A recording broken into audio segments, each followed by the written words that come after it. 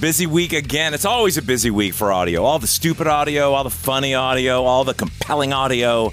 All roads lead through the Morning X. Fram, number 5 this week, it's Super Bowl commercial action. God, there's so many good ones. It's a Friends-themed one where you had Aniston and Schwimmer in an ad, all part of the DoorDash ad, or no, Uber Eats. It was Uber Eats. There's so many out there, I can't keep up with them all.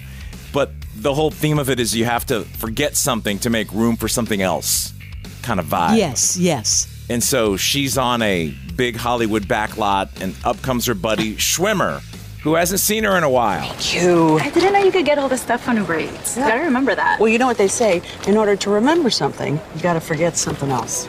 Jen. Hey. Okay. Have we met? Give me a hint. Worked together for 10 years? 10 years? Yeah. You were great. You still don't know, do you? I don't. Right. Like I forget 10 years of my life. People are going to love that one, I think. I know they are. They want to see their friends. Yeah, that's a good ad. Jelly Roll's in that ad. Who else? Oh, the Beckhams, are they in that one? They have their own. I love the Beckhams. All right, number 4, top 5 audio of the week. This is control tower audio of a plane that had just landed. I'm not sure where this happened, but I got this audio from the tower, and what unfolded was something that the captains had never seen before. Tower 192, there apparently is a passenger opened up an overwing exit and is now on the wing attempting to jump. Can you alert police, please? Okay. Delta 192, can you repeat that? Yeah, 192. Flight attendants informed us that there is somebody who opened an overwing exit and is on the wing. Getting ready to jump off. Copy. Then stand by, we'll give you additional information. Flight attendants are talking to us right now on the interphone. Okay, all departures stop right now. Tower Delta 192, the passenger is mostly naked, running across runway 27 right at Tango. Okay, thank you. Somebody reported possibly seeing him from the tower. Yeah, he's got his hands up. Yeah, he is walking across the runway right now. Okay, thank you. Well, there's a new one. Yeah, first time for us, too. And now that passenger is running back toward the airplane. Dude, can you imagine that plane flipping out, popping that door open? What is happening there? So many, it seems like airports are out of control with what they're controlling, because you see people running free on tarmacs all the time now. And on wings. Yeah. That's a new one. It's pretty scary. All right, number 3, Phoebe Bridgers. After the Grammys, had a lot to say. Yeah. And, man, I'm surprised she went here, but, what are they going to do to her? Yeah, this is after, she and the band, Boy Genius, I think just picked up 3 Grammys before the show. And then afterwards, she had this to say. I have something to say about women. The ex-president of the Recording Academy, Neil Portnow, said that if women want to be nominated and win Grammys, that they should step up. He's also being accused of sexual violence, so... and to him, I'd like to say, I know you're not dead yet, but when you are, rot and piss. Well, okay, then. That was brutal. It was kind of a stupid thing for him to say, which I agree. He said it came out wrong, but that was harsh.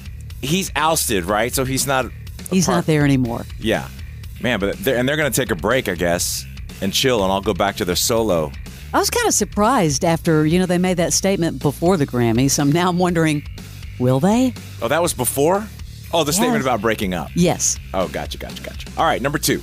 An icon from pop culture in the 80s returns. Dude's in his 70s now, and with all the flooding going on in California, who do you need to get to work for you?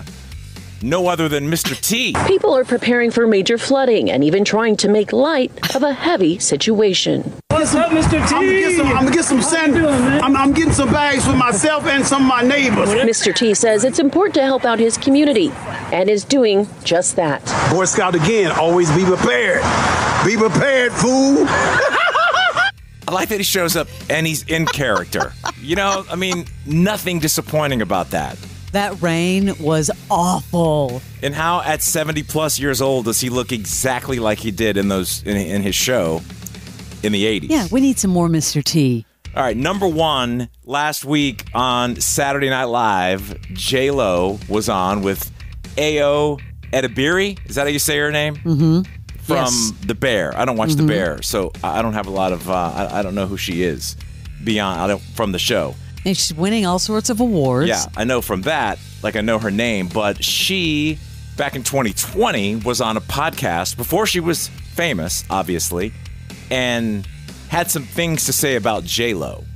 This is so bad. This is like uncomfortable bad. Mm-hmm. So I guess when she got the call that she would be able to host SNL or was asked to, at some point they told her, oh, well, yeah, the musical guest is J-Lo. And then her mind rewinded right back to this moment on a podcast. Today I was actually thinking about one of my favorite scams of all time because J-Lo is hosting or is performing at the Super Bowl halftime show. She is, which is a scam in itself. And her whole career is one long scam. Oh, the longest con. J-Lo can't sing. And did you know that J-Lo doesn't know that she can't sing? Well, that's the thing that is... She did an interview and then she was like, I never knew that people didn't think I could sing. I thought I could sing. Like, she thought that she was on...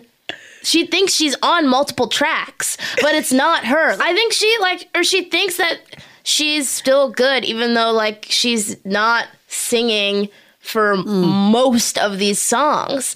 Like, and I was reading up because I was fascinated. I became fascinated for myself. And a lot of the, write-ups of the song will be like, J-Lo didn't have time to make it to the studio. Like, J-Lo was busy. It's like, doing what? Not singing, obviously. I mean, that wasn't just a diss. That was a thesis. It went on and on and on. It must have been ice cold backstage. Can you imagine? Even if J-Lo was faking it. Brutal. But let me say this. I have seen J-Lo in Vegas. She's an amazing entertainer.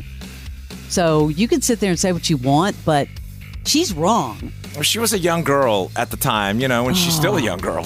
So I mean, she was a baby, but still, I think she learned a very valuable showbiz lesson. She did. You never know who you're going to work with down the line. The Morning X with Barnes and Leslie.